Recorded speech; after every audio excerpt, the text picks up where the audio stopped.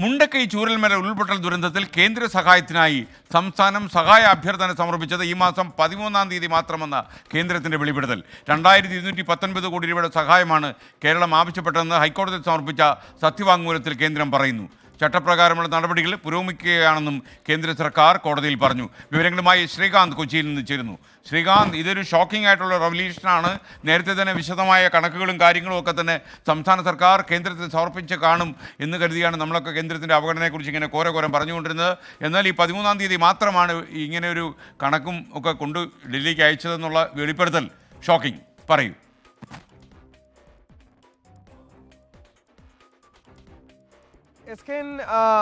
എട്ടാം മാസത്തിൽ ഒരു അഡീഷണൽ സഹായത്തിന് എന്തായാലും സംസ്ഥാന സർക്കാർ ഒരു ആവശ്യം ഉന്നയിച്ചിരുന്നു.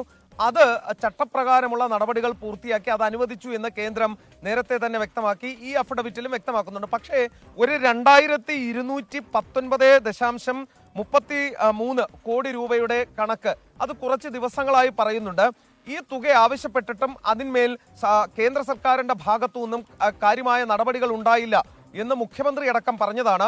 എന്നാൽ ഇപ്പോൾ കേന്ദ്ര സർക്കാർ ഹൈക്കോടതിയിൽ കൊടുത്ത സത്യവാങ്മൂലത്തിൽ പറയുന്നത് സംസ്ഥാന സർക്കാർ 2219 കോടി രൂപയുടെ സഹായാഭ്യർത്ഥന സമർപ്പിച്ചത് നവംബർ 13-ന് മാത്രമാണെന്നാണ്. ദുരന്ത പുനർനിർമ്മാണ പ്രവർത്തനങ്ങൾക്കായാണ് സംസ്ഥാന സർക്കാർ തുക ആവശ്യപ്പെട്ടത് എന്ന് കേന്ദ്ര സർക്കാർ ഈ അഫിഡവിറ്റിൽ ചൂണ്ടിക്കാണിക്കുന്നു. സഹായ അഭ്യർത്ഥനയിൽ ചട്ടപ്രകാരമുള്ള നടപടികൾ പുരോഗമിക്കുന്നതായും കേന്ദ്ര സർക്കാർ ഇപ്പോൾ വ്യക്തമാക്കുന്നുണ്ട്. അത് മാത്രമല്ല, അവർ മറ്റൊരു കാര്യം കൂടി പറയുന്നുണ്ട്. ഈ NDRFന്റെ നാഷണൽ ഡിസാസ്റ്റർ റിലീഫ് ഫണ്ടിൽ നിന്നും കൂടുതൽ തുക വേണം എന്നാവശ്യപ്പെട്ട് സംസ്ഥാന സർക്കാർ അതൊരു 214 കോടി രൂപയോളം വരും. അതാവശ്യപ്പെട്ട് നേരത്തെ ഒരു അഭ്യർത്ഥന നൽകിയിരുന്നു. അതിന്മേൽ ഹൈലെവൽ കമ്മിറ്റി അത് പരിഗണിക്കുകയും അത് 16-ാം തീയതിയാണ് പരിഗണിച്ചത്, നവംബർ 16-ന്. അതിന് പ്രകാരം അനുവദിച്ച തുകയുടെ കണക്ക് പറയുന്നുണ്ട്. അതായത് 153 കോടി രൂപ നിലവിൽ അനുവദിച്ചിട്ടുള്ളതായി കേന്ദ്ര സർക്കാർ പറയുന്നുണ്ട്. അതോടൊപ്പം തന്നെ ഈ വിമാനത്തിൽ ഹെലികോപ്റ്ററിലൊക്കെ ഫുഡ് അവിടെ കൊണ്ടുവന്ന് ഇറക്കിയതും എയർ ഡ്രോപ്പ് ചെയ്തതുമായി ബന്ധപ്പെട്ട തുകയുണ്ടായിരുന്നു. അതും അനുവദിച്ചതായി കേന്ദ്ര സർക്കാർ വ്യക്തമാക്കുന്നുണ്ട്. മാത്രമല്ല, മറ്റൊന്നുകൂടി പറയുന്നത് ഈ അവിടുത്തെ ശുചീകരണ പ്രവർത്തനങ്ങൾ അടക്കം ഈ ഉരുൾപൊട്ടലുണ്ടായി അവിടെ ഒട്ടനവധി മാലിന്യങ്ങൾ അടിഞ്ഞുകൂടിയിരുന്നു.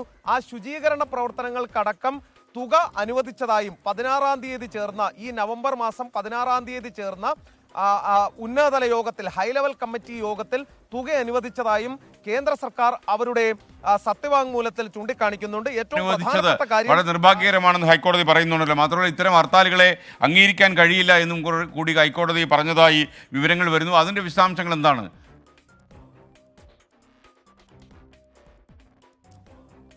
കഴിഞ്ഞ ദിവസം വയനാട്ടിൽ ഒരു ഹർത്താൽ നടന്നതുമായി ബന്ധപ്പെട്ടാണ്.